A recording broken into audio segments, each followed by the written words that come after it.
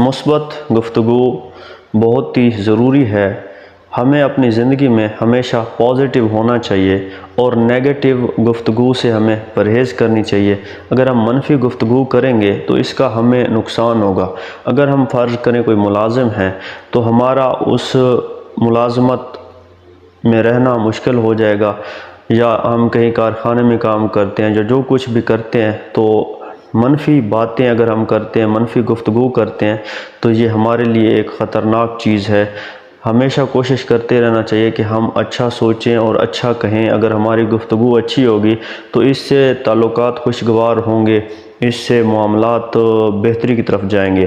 لیکن اس کے برعکس اگر ہماری گفتگو منفی ہوگی تو منفی گفتگو ہمیشہ بدگمانیاں پیدا کرتی ہے، یہ دشمن بناتی ہے انسان کو دوسرے انسان کا، اور ہمیشہ غلط فہمیاں جب جنم لیتی ہیں تو پھر اس کا نقصان ہی ہوتا ہے۔ اس لیے ہمیں ہمیشہ سوچ سمجھ کر بولنا چاہیے۔ پہلے تولو اور پھر بولو کا اصول ہمیں ذہن میں رکھنا چاہیے۔